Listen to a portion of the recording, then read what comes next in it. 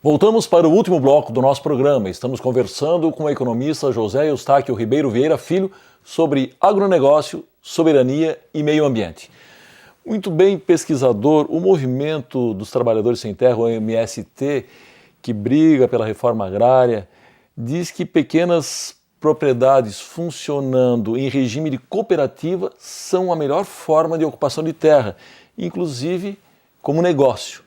Existe, pesquisador, contradição entre o modelo de grandes empresas agrícolas e o cooperativismo de pequenos produtores do ponto de vista do resultado econômico? Veja, o cooperativismo ele é importante, tá? A partir do momento que você tem uma produção, né, em várias regiões de forma estabelecida em cooperativas, você facilita até mesmo a difusão e transferência tecnológica. Por quê? Quando você está unido junto com os outros produtores, os desafios que você tem na sua produção perpassam pelos desafios que o seu vizinho precisa. Então, se você une esforços, você ganha escala, tá? E minimiza os custos. Então, o cooperativismo ele é importante dentro desse cenário. E é óbvio que deve ser estimulado. E do ponto de vista do resultado econômico? Do ponto de vista do resultado econômico, vai depender do profissionalismo que vai ser a gestão dessa cooperativa. Tá? Então é óbvio, cooperativas que têm uma gestão mais eficiente, eles podem também aumentar a sua rentabilidade. É óbvio que a redistribuição vai ser melhor para todos. Tá? Agora, se for uma cooperativa que tem métodos de gestão menos eficientes, isso é óbvio, vai contribuir com o resultado econômico financeiro. As grandes corporações, né, os grandes proprietários agrícolas, esses normalmente eles têm uma gestão muito eficiente. E agora, essa gestão eficiente eles conseguem pagar uma extensão técnica adequada, eles conseguem combinar os insumos produtivos de forma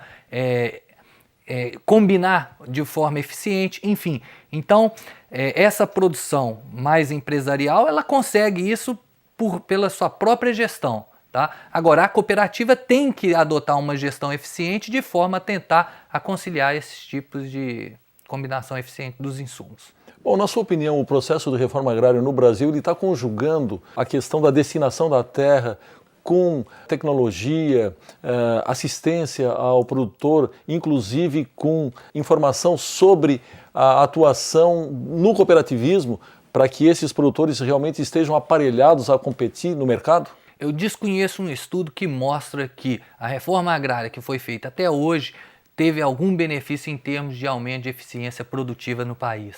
Tá?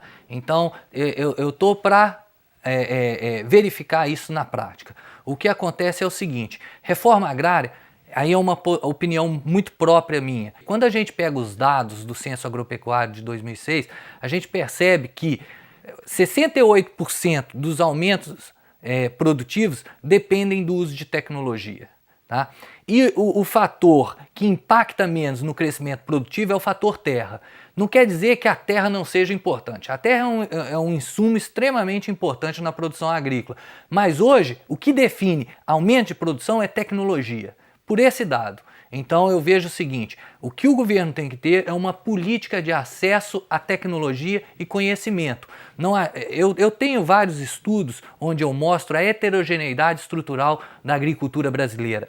E a gente pode ver, tanto nos pequenos quanto nos grandes produtores, que essa heterogeneidade é muito grande. E quando a gente separa por grupos tecnológicos, a gente percebe que os grupos com uma tecnologia mais atrasada são aqueles que possuem terras mais amplas. Tá? E essas terras não necessariamente têm a maior produtividade. Então esse é o ponto. Eu tenho muita terra, mas eu não tenho a produtividade adequada para a quantidade de terra que eu tenho. Então eu tenho que ter acesso à tecnologia para aumentar a produção. E é isso que falta. E quando a gente pensa numa política estratégica do governo, ele tem que pensar em educação rural e extensão rural. Bom, partindo-se do princípio que esse item, tecnologia, é um item importante e que mereceria relevo no tratamento desse assunto, não só por parte do governo, mas também por parte dos que pretendem um pedaço de terra para produzir, Por que então que esse item, essa preocupação não está, digamos assim, tão perceptível na agenda do movimento do Sem Terra? Bom, eu acho que o movimento ele virou um movimento político depois de um determinado período, tá? E isso você confunde algumas coisas, tá? Então, por exemplo, falar que eu sou contra o grande latifúndio, isso não é justificativa para que eu faça reforma agrária. Tá? Se eu tenho uma grande propriedade de terra, mas se ela é eficiente, tem índices de produtividade eficiente, não tem como eu repartir essa terra e colocar pessoas com um grau de produtividade menor ali. Tá? Então veja, a gente tem que separar as questões. O que eu vejo pelos dados é que há uma parcela desfavorecida muito grande no Nordeste. E essa parcela, ela tem problemas climáticos, ela tem desafios tecnológicos que a economia brasileira deveria investir. E como que o Estado investe? Provendo bens públicos. Esses bens públicos são tecnologias adequadas àquelas condições edafoclimáticas que o produtor passa.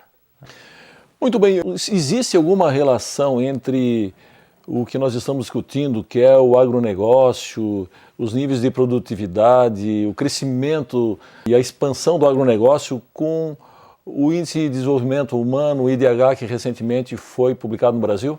Sim, o IDH ele foi lançado, o último de 2010, em parceria, né, com o PNUD, o IPEA e a Fundação João Pinheiro. Então, o lançamento do IDH, ele vem nos mostrar algumas questões, inclusive para o agronegócio. Eu fiz algumas tabulações especiais, pegando a produção de soja e pegando os indicadores de desenvolvimento humano. E eu percebi o seguinte, aquelas regiões que produzem soja são aquelas que têm e obtêm os maiores indicadores de desenvolvimento humano. Ou seja, há uma relação direta da produção local, e aí a gente pode estender para a produção do agronegócio como um todo, para gerar benefícios para a população local. Tá? O IDH ele é uma medida que faz um cálculo de 3 indicadores. É um indicador econômico, que vê o PIB per capita. É um indicador de educação e é um indicador de saúde. Então, uma melhoria no IDH está mostrando que, regionalmente, aquele município obteve uma melhora em condições de desenvolvimento humano. E aí, desenvolvimento humano é econômico e social. Tá? Então, quando a gente compara as regiões produtoras e as regiões não produtoras, e quando as regiões produtoras obtêm um índice mais elevado do que as não produtoras, eu estou confirmando a tese de que a produção agrícola, agropecuária no Brasil, ela gera desenvolvimento humano e econômico e social. Muito bem, pesquisador, o nosso tempo está esgotado, mas o senhor ainda tem uns 30 segundos para fazer a sua conclusão. Bom, eu gostaria de agradecer aqui o convite que me foi feito, é uma oportunidade para a gente explicar um pouco desse setor que é tão importante para a nossa economia, e é óbvio que existem algumas controvérsias e a gente tem sempre que falar, né? Então eu agradeço e muito obrigado. Nós é que agradecemos. Chegamos ao fim do nosso programa. Hoje conversamos com o economista José Eustáquio Ribeiro Vieira Filho, pesquisador do Instituto de Pesquisa Econômica Aplicada, o IPEA, sobre agronegócio, soberania e meio ambiente. Voltamos semana que vem com mais um tema do seu interesse.